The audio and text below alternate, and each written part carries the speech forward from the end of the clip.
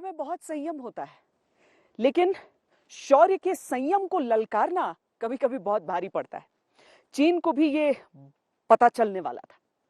नाथुला में जो सेटबैक उसे मिला था, उसकी भरपाई वो चाहता था कि चोला सेक्टर में करे।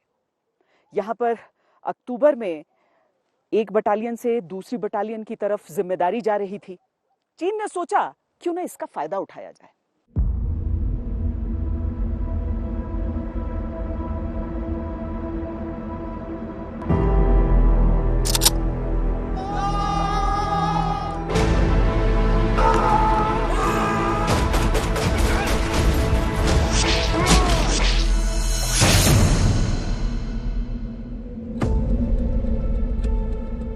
नाथुला की घटना के बाद भारत ने सिक्किम में अपनी तैनाती बढ़ा दी।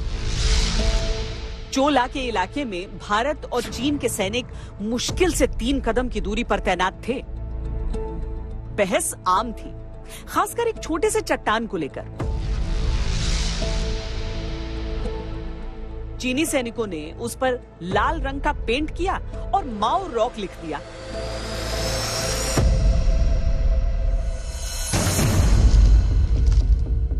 शुरुआती दिनों में चोला में 10 जैकरिफ की तैनाती थी, पर सितंबर के आखिरी हफ्ते में जैकरिफ बटालियन वहां से हट रही थी और 711 गुरखा राइफल्स को तैनात किया जा रहा था। चीन अक्सर ऐसे मौकों की तलाश में रहता था, क्योंकि उसे लगता था ऐसे समय पर वो भारत को थोड़ा पीछे धकेल पाएगा। 1 अक्टूबर 1967 को सुबह के करीब 9:15 बजे थे।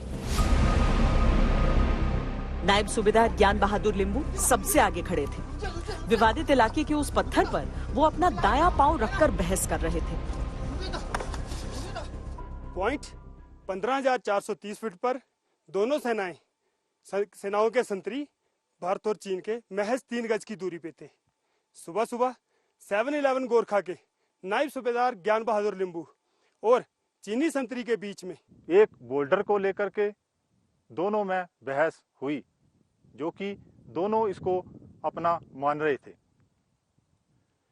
इस दौरान चाइना आर्मी ने हाथापाई की और मौखिक झड़प किया, लेकिन नायबदार ज्ञान बहादुर लिंबू ने इस फैसले को मानने से इनकार कर दिया। उस बोल्डर पर कब्जे को लेकर नायब सूबेदार ज्ञान बहादुर और चीनी सैनिक के बीच में थोड़ी झड़प हो गई। चीनी कमांडर ने उनका पांव लात मारकर हटा दिया। नायब सूबेदार ज्ञान बहादुर को गुस्सा आ गया। उन्होंने दोबारा अपना पांव उसी पत्थर पर रख दिया। परिस्थितियां बहुत तेजी से बदल रही थी। बेहद चालाकी से चीनी सैनिक बहस करते करते अपनी पोजीशन भी लेते जा रहे थे। नायब सूबेदार ज्ञान बहादुर ने ध्यान नहीं दिया कि वो घिर चुके हैं। तभी एक चीनी सैनिक ने मौके का फायदा उठाते हुए उन पर नेज़े से वार कर दिया।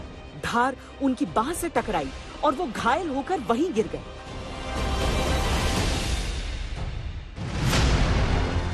चीनियों को लगा गुरखा डर कर पीछे हट जाएंगे, लेकिन शायद उन्होंने गुरखाओं की वीरता के बारे में सुना नहीं था।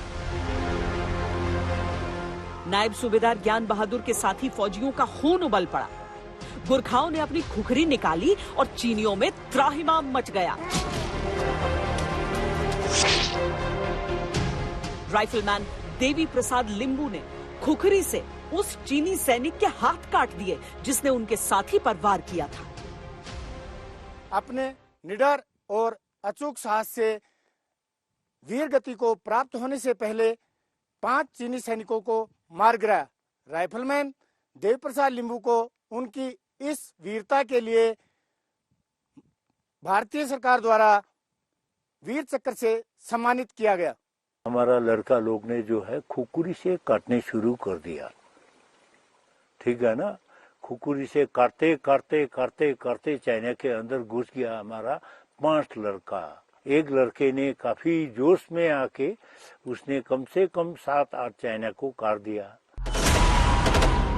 चीन को ऐसी प्रतिक्रिया का अंदेशा ही नहीं था।